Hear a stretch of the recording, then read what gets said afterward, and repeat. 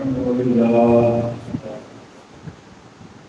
الحمد لله وسلام على عباده الذين اصطفى أما بعد فأعوذ بالله من الشيطان الرجيم بسم الله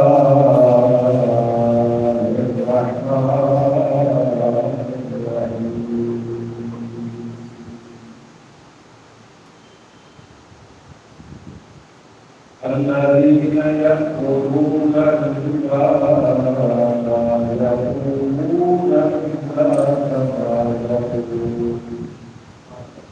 كما يقوم الذي يتخبطه الشيطان من المس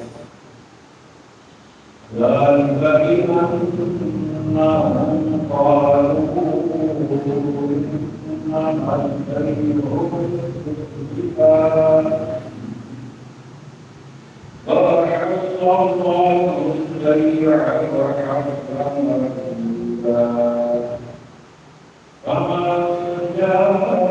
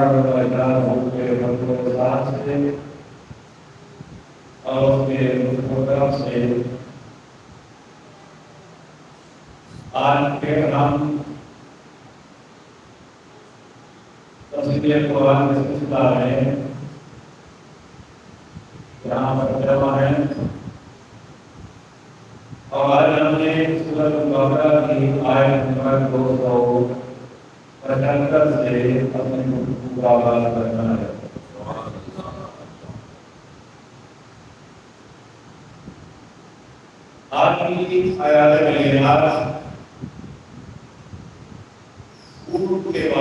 من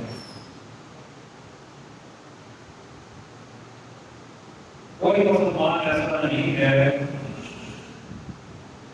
اسے یہ معلوم نہ ہو کہ سود اللہ نے حرام کیا ہے۔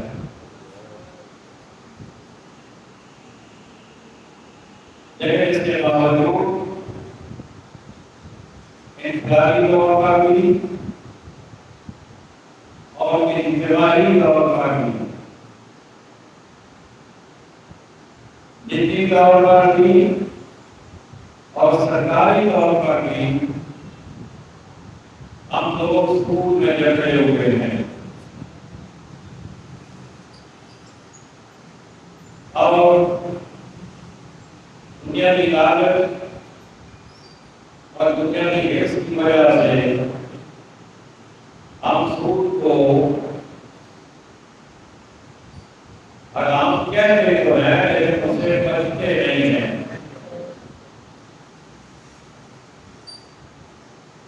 آئیے قرآن حکیم میں رب تعالیٰ نے جو ہمارے لیے ضابطہ مقرر کیا اور سے مشین کو ذکر کرتے ہیں۔ فرمایا الذین یأکلون الربا لا یقومون الا کما یقوم الذی یتخبطہ الشیطان من المس۔ فرمایا کہ وہ جو سود کھاتے ہیں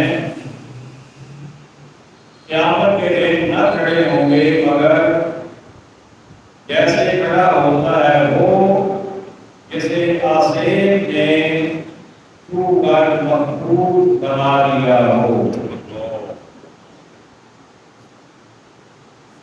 پہلے یہ سمجھ لیجیے کہ سود ہے کیا۔ اگر آپ کسی کو قرض دیتے ہیں، کوئی مجبور بے قرض غریب آپ کے پاس آ جائے تو آپ حالات ہوں اور وہ آپ سے کہے کہ مجھے اپنی ضرورت کے لیے 5,000 10,000 20,000 ضرورت ہے اور آپ اس کی ضرورت کے مطابق فرض کریں 50,000 سے پہلے آپ اسے دے دیتے ہیں۔ آپ پوچھتے ہیں بھائی واپس کب کریں گے؟ وہ کہتا ہے 6 ماہ بعد۔ اب اگر آپ یہ کہتے ہیں کہ ٹھیک ہے 6 ماہ بعد ہی واپس دے دینا لیکن 50,000 نہیں ہوگا، واپس 60,000 ہوگا، تو یہ جو آپ نے زائد رقم بتائی ہے یہ سود ہے۔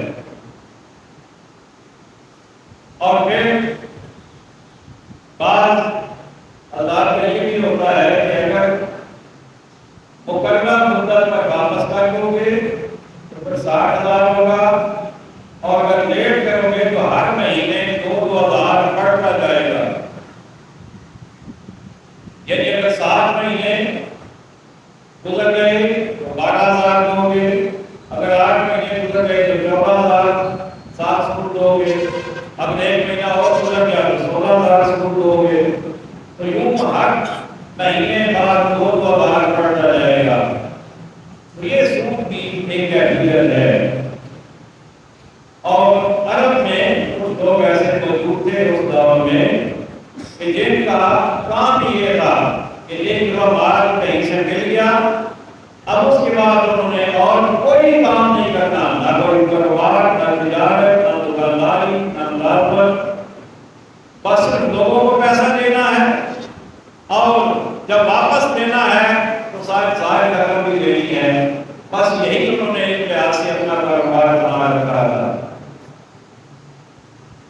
رب تعالیٰ نے فرمایا کہ یہ جو تمہارا لال ہے یہ سود ہے اور یہ منع ہے، یہ حرام ہے، اور جو بندہ یہ سودی کاروبار کرے گا رب تعالیٰ نے فرمایا جب قیامت کا دن آئے گا تو وہ یوں کھڑا ہوگا جیسے کسی آدمی کو شیطان نے مس کر دیا ہو اور وہ مخبوط الحواس ہو گیا ہو، یعنی پالوں کی سی ہٹنے وہ کرنے لگ جائے، اسے کہتے ہیں مخبوط الحواس۔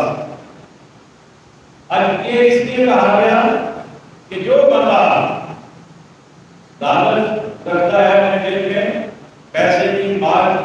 زیادہ رکھتا ہے تو اس کی حرکتیں دنیا میں بھی ہم دیکھتے ہیں کہ بظاہر وہ بڑا تعلیم یافتہ بھی ہو سکتا ہے اور لباس اس کا بڑا اجلا صاف ستھرا ہو سکتا ہے، وہ بڑی اس کی شائستہ ہو سکتی ہے، لیکن اس کے باوجود اس کی کچھ حرکتیں ایسی نظر آتی ہیں کہ جیسے کسی کو دماغی خلل ہے، یہ کوئی مخبوط الآواز ہے، اس کا کوئی پاگل پن اس کو کاری ہو گیا ہے، اور وجہ یہ ہوتی ہے کہ وہ پیسے کے لیے اتنا دیوانہ ہو جاتا ہے اسے پتہ ہی نہیں چلتا کہ میں کیسی حرکتیں کر رہا ہوں۔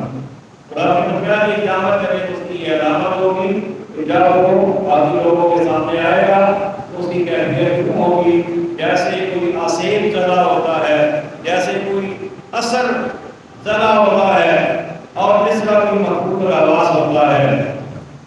ذالک بأنہم قالوا، یہ اس لیے کہ انہوں نے کہا، کہ انہوں نے سود کھانے والوں نے انہوں نے کہا انما البیع مثل الربا، وہ کہتے ہیں بیع بھی تو سود ہی کی طرح ہے، بیع مطلب ہے تجارت، وہ کہتے ہیں تجارت جو ہے وہ سود میں کیا فرق ہے، دونوں ایک طرح کی ہیں کہ ایک آدمی مال لے کے آتا ہے وہ بیچتا ہے اور اس سے منافع مل جاتا ہے، اور ہم پیسہ دیتے ہیں تو پیسے کے اوپر ہم منافع دے دیتے ہیں، تو دونوں میں کیا فرق ہے؟ تو اللہ تعالیٰ نے فرمایا احل اللہ البیع وحرم الربا، اللہ نے حلال کیا بیع کو اور حرام کیا سود کو، اللہ نے تجارت کو حلال کیا اور سود کو حرام کیا۔ اب کوئی کہتے ہیں نا کہ یہ ایک ہی طرح ہے سود اور تجارت، تو ایک طرح بالکل نہیں ہے، اس کی وجہ یہ ہے کہ جو بندہ تجارت کرتا ہے وہ سب سے پہلے اپنا مال خرچ کرے گا، انویسٹ کرے گا، کوئی جنس لے کے آئے گا، کوئی بھی سودا ساتھ مال خرید کر لائے گا، محنت کرے گا، مشقت کرے گا، ذہن سے سوچے گا، ٹائم دے گا، وہ اپنی ساری صلاحیتیں استعمال کر کے اس اپنے کاروبار کو آگے بڑھائے گا، اسے بیچے گا، اسے فروغ کرے گا، اور یوں وہ اپنا وقت بھی دے گا، اپنا ذہن بھی استعمال کرے گا اور اپنی انرجی بھی استعمال کرے گا۔ لیکن جو سود پہ پیسہ دیتا ہے وہ ان میں سے کچھ بھی نہیں کرتا، وہ صرف اس نے پیسہ دے دیا، اس کے بعد وہ آرام سے بیٹھا ہوا ہے، جب لینے والے کا ٹائم پورا ہوگا 2 ماہ 4 ماہ 6 ماہ جتنا بھی تک ہوا تھا وہ آئے گا اور اسے بیٹھے بٹھائے کو ساتھ منافع دے جائے گا۔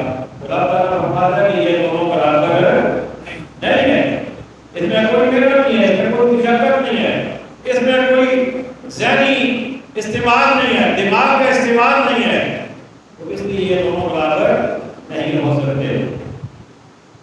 پھر فرمایا ومن جاءہ موعظۃ من ربہ فانتہی فلہ ما سلف، فرمایا کسی کو اس کے رب کی بات سے نصیحت آئی اور وہ باز رہا تو یہ حلال ہے تو میں یہ دیکھ لوں گا۔ اب یہ آیت کا حصہ جو ہے یہ ہمارے لیے نہیں ہے، قرآن کا حصہ ضرور ہے لیکن اس کا حکم ہمارے لیے نہیں ہے، یہ ان لوگوں کے لیے تھا کہ جس وقت یہ آیات نازل ہو رہی تھی کہ جو بندہ اس سے پہلے سود کا کاروبار کر رہا ہے، اب تو اس سے پہلے سود منع نہیں تھا، قرآن کا حکم نازل نہیں ہوا تھا، تو اس سے پہلے لوگ اگر کاروبار کرتے رہے تو اس کاروبار کے سلسلہ میں جتنا سود وہ لے چکے وہ ان کے لیے مناسب ہو گیا، وہ ان کے لیے حلال ہو گیا، اس پر ہم ان سے نہیں پوچھے گا کیونکہ پہلے وہ کبھی نہیں تھا سود کے حلال ہونے کا، اس پر انہیں کوئی بات مجھ سے نہیں ہوگی۔ ہاں اللہ فرماتا ہے کہ نصیحت آ جانے کے بعد اب اگر کوئی پھر بھی سودی کاروبار کرے گا تو اس سے ضرور پوچھا جائے گا، وہ اس کا جواب نہیں ہوگا، لیکن اس سے پہلے اگر کوئی ایسا کرتا رہا ہے تو سود کے معاملات میں اسے جو بھی پرافٹ دیا جو بھی اسے منافع ہوا، جو بھی اسے فائدہ ہوا، تو وہ اس کے لیے معاف ہے، اسے پوچھا نہیں جائے گا۔ وَأَمْرُهُ إِلَى اللَّهِ، اور اس کا کام خدا کے سپرد ہے، یعنی اللہ اس سے کیسے چاہے گا معاملہ فرمائے گا۔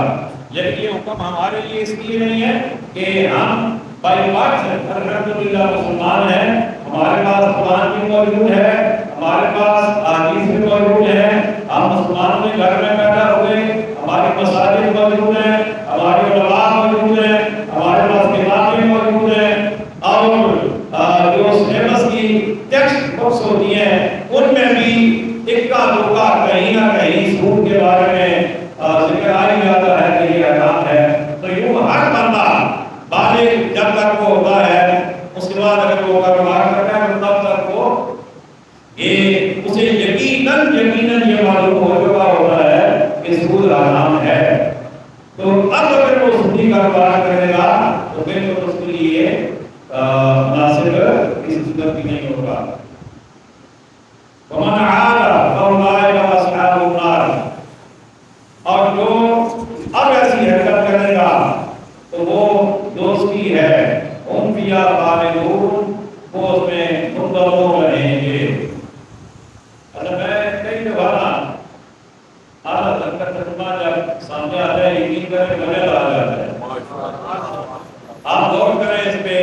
میں دعوے سے آپ کو کہہ دیتا ہوں، میں یہ مطلب موازنہ کر کے نہیں آیا، لیکن پھر بھی میں دعوے سے یہ بات کہہ رہا ہوں، آپ حضرت کے علاوہ کوئی بھی کسی کا ترجمہ اٹھا لیں، ہم فیہا خالدون کا ترجمہ انہوں نے کیا ہوگا وہ ہمیشہ اس میں رہیں گے، یہ ترجمہ انہوں نے کیا ہوگا۔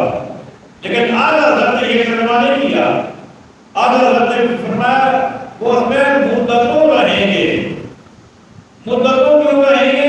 اس لیے کہ حکم آنے کے بعد اگر انہوں نے پھر بھی یہ کام کیا اور سودی کاروبار کیا، وہ چونکہ مجرم ہو گئے، اللہ نے منع کیا تھا، انہوں نے پھر بھی یہ کام کرتے رہے، تو اب انہیں سزا اس کی بھگتنا پڑے گی۔ لیکن مدتوں رہیں گے، ہمیشہ نہیں۔ پھر آخر اصلاح پوری کرنے کے بعد وہ جنت کے حقدار ہو جائیں گے۔ یمحق اللہ الربا ویربی الصدقات، اللہ پاک، اللہ ہلاک کرتا ہے سود کو اور بڑھاتا ہے خیرات کو۔ اب یہاں پر دو چیزیں، ایک ہے سود، ایک ہے صدقہ، صدقہ، دو چیزیں خیرات۔ اب ایک چیز کو اللہ ہلاک کرتا ہے یعنی ختم کرتا ہے، تباہ کرنا چاہتا ہے، مٹانا چاہتا ہے، اور دوسری چیز کو اللہ بڑھانا چاہتا ہے۔ اب اس میں ایک سود ہے، ایک ہے وہ صدقہ ہے۔ اب یہ دونوں میں فرق کیا ہے؟ سود میں مال سمیٹا جاتا ہے، سود میں مال بولے تو صحیح نہ سمیٹا جاتا ہے، لیکن صحیح ہو پھر بولو لے چلے گی ہو پھر چلو کوئی بات نہیں۔ ہاں جی، اللہ سود کو مٹاتا ہے اور صدقے کو بڑھاتا ہے۔ سود کیا ہے؟ سود مال سمیٹنا ہے، اپنے پاس جمع کرنا ہے، زیادہ سے زیادہ کس صورت میں بھی آئے مال کو جمع کرنا ہے۔ اور صدقہ کیا ہے؟ دینا ہے۔ تو اللہ سود کو مٹاتا ہے اور صدقے کو بڑھاتا ہے۔ کیوں؟ اس لیے کہ اللہ ہمارے دلوں سے مال کی حرص کو ختم کرنا چاہتا ہے، لالچ کو ختم کرنا چاہتا ہے۔ اب دیکھیے نا، جو بندہ سود کی کاروبار کرتا ہے، سود لیتا ہے، اس بندے کا ضمیر دن بدن سخت سے سخت تر ہوتا جاتا ہے۔ وہ بندہ ہمیشہ اس سوچ میں ہوتا ہے کہ کوئی غریب ہو، کوئی مجبور ہو، کوئی یتیم ہو، میرے پاس آئے، مجھ سے پیسے دے اور مدت گزرنے کے بعد مجھے اتنا سال منافع دے دیا ہے۔ اب صاف بات ہے کہ جو بندہ جو کاروبار کرے گا وہ یہی چاہے گا نا کہ میرا کاروبار آگے چلے، یہ آگے بڑھے۔ اب دیکھیے ایک دکاندار ہے، دکان کھول کے بیٹھا ہوا ہے، اس کی گاہ یہی ہوگی نا، گاہ آئیں میرے پاس سودا لے کے جائیں گے مجھ سے۔ ایک ٹیلر مارکیٹ میں بیٹھا ہوا ہے تو وہ کیا سوچے گا؟ وہ یہی سوچے گا کہ لوگ آئے کپڑے لے کے سلوائیں مجھ سے۔ یعنی جو بھی بندہ کاروبار جو بھی کر رہا ہے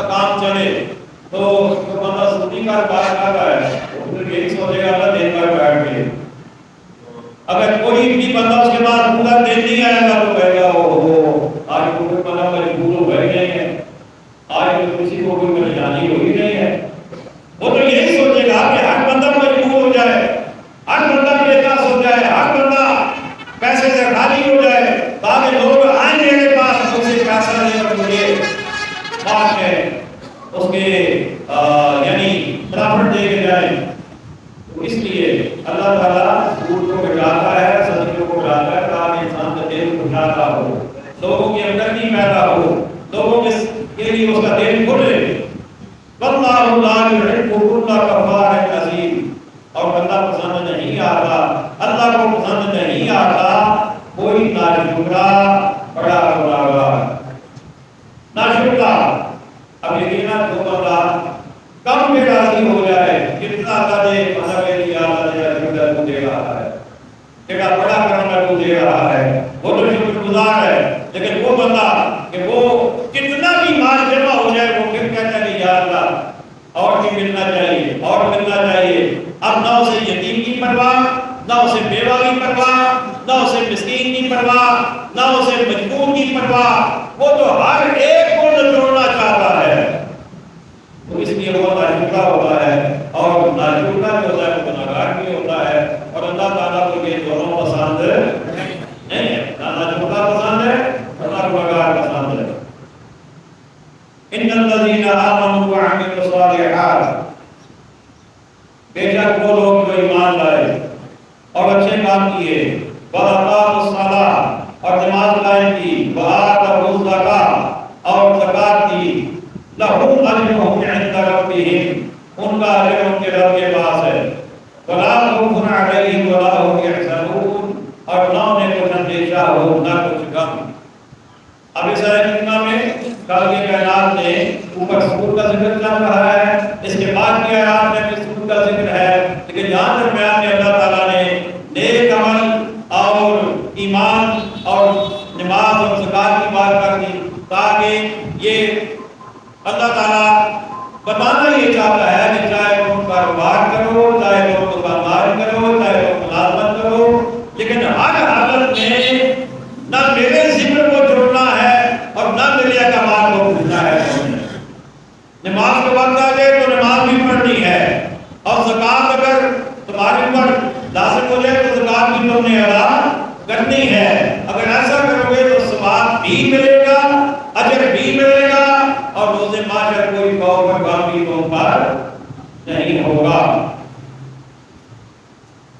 یا ایھا الذین آمنوا اتقوا اللہ وَذَرُوا مَا بَقِیَ مِنَ الرِّبَا إِن كُنتُم مُؤْمِنِینَ اے ایمان والو اللہ سے ڈرو اور چھوڑ دو جو باقی رہ گیا ہے سود اگر مسلمان ہو اب یہ آیت کریمہ بھی یہ ان لوگوں کے لیے جو اس وقت موجود تھے جب قرآن کریم نازل ہو رہا تھا ہمیں تو سودی کام کرنے کی اجازت ہی نہیں ہے نا شروع سے ہی لیکن یہ ان لوگوں کی بات ہے جو نبی کریم صلی اللہ علیہ وسلم کی جاری حدیث طیبہ میں موجود تھے سود کا کاروبار کرتے تھے تو ان کے لیے اللہ حکم دے رہا ہے کہ اے ایمان والو تم اگر سودی کاروبار کرتے تھے تم نے کسی کو فرض کو 50,000 دیا اور سود کا اوپر 20,000 بن رہا ہے فرمایا وَذَرُوا مَا بَقِیَ مِنَ الرِّبَا جو سود کا تمہارا کسی کے ذمہ ہے وہ چھوڑ دو اب تم وہ لے نہیں سکتے اصل سرمایہ لے سکتے ہو جتنا تم نے لیا تھا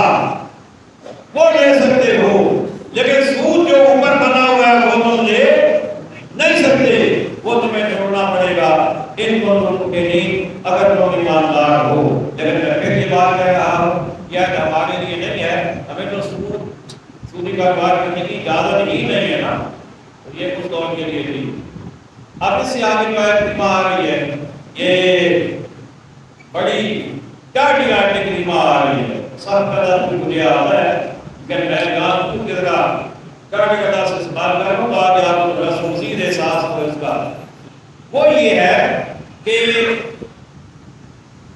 قرآن و حدیث کا جتنا میں مطالعہ کر سکا ہوں دو چیزیں ایسی سامنے آئی ہیں جن پر اللہ نے نے جگ کیا ہے. یا تو یہ کام چھوڑ دو، اگر نہیں چھوڑتے تو میرے ساتھ جنگ کے لیے تیار ہو جاؤ. دو چیزیں ایسی ہیں، ان میں سے پہلا سود ہے اور دوسرا میں بعد میں بتاؤں گا. فرمایا پھر اگر ایسا نہ کرو، یعنی اگر سود کی کاروبار تم چھوڑو نہیں، پھر بھی تم سود چلاتے رہو اور لیتے رہو اور دیتے رہو، تو فرمایا کہ فَأْذَنُوا بِحَرْبٍ مِّنَ اللَّهِ وَرَسُولِهِ، فرمایا تو یقین کر لو اللہ اور اللہ کے رسول سے لڑائی کا. بات مجھے کوئی میں پھر پڑھ رہا ہوں. فرمایا پھر اگر ایسا نہ کرو، یعنی اگر سود نہ چھوڑو تو پھر کیا ہے؟ تو یقین کر لو اللہ اور اس کے رسول سے لڑائی کا. یعنی پھر اللہ کے ساتھ بھی تمہاری لڑائی ہے، رسول کے ساتھ بھی تمہاری لڑائی ہے جو سود نہیں چھوڑے گا. آپ مجھے بتائیے، اب یہ رونا روتے ہیں کہ پاکستان کے حالات ٹھیک نہیں ہوتے، پاکستان کے حالات ٹھیک نہیں ہوتے، معیشت ٹھیک نہیں ہوتی ہے، ہماری اکانومی خراب ہے، ہمارا فلاں سسٹم کوئی بھی نہیں چاہتا، فلاں ادارہ لاس میں جا رہا ہے، فلاں لاس میں جا رہا ہے، سکول سارے پرائیویٹ کر دو جو یہ لاس میں جا رہے ہیں، اسپتال سارے پرائیویٹ کر دو تاکہ غریب کا بچہ نہ تعلیم حاصل کر سکے نہ علاج کروا سکے. سب کچھ ہی لاس میں جا رہا ہے. کیوں؟ اس لیے کہ جب ہم سودی کاروبار کریں گے تو ہم تو خدا رسول کے ساتھ لڑائی میں ہیں. تو جیت کس کی ہوگی؟ خدا رسول کی ہوگی نا. کیسے ممکن ہے کہ بندہ جانتے پوچھتے ہوئے وہ کام کرے کہ جس کی وجہ سے رب فرما رہا ہے کہ میری اور تمہاری لڑائی ہے، اور پھر بندہ کہے کہ میں کامیاب ہو جاؤں، پھر بندہ کہے کہ میں خوشحال ہو جاؤں، چاہے وہ انفرادی ہو، چاہے اجتماعی ہو، چاہے نجی ہو، چاہے سرکاری ہو، کسی بھی سطح پہ جب سود انوالو ہے تو سود والا معاملہ کبھی بھی بندے کو خوشحال نہیں کرنے دے گا. فَأْذَنُوا بِحَرْبٍ مِّنَ اللَّهِ وَرَسُولِهِ، تو یقین کر لو اللہ اور اس کے رسول سے لڑائی کا. وَإِن تُبْتُمْ، اور اگر تم توبہ کر لو، فَلَكُمْ رُءُوسُ أَمْوَالِكُمْ، تو اپنا اصل مال لے لو. یعنی یہاں بھی وہی بات ہے کہ جو اصل تمہارا سرمایہ تھا وہ تمہارا ظاہر ہوگا، وہ تم لے سکتے ہو. ہاں سود نہیں لے سکتے ہو، وہ تمہیں چھوڑنا پڑے گا. لَا تَظْلِمُونَ وَلَا تُظْلَمُونَ، نہ تم کسی کو نقصان پہنچاؤ نہ تمہیں نقصان ہو.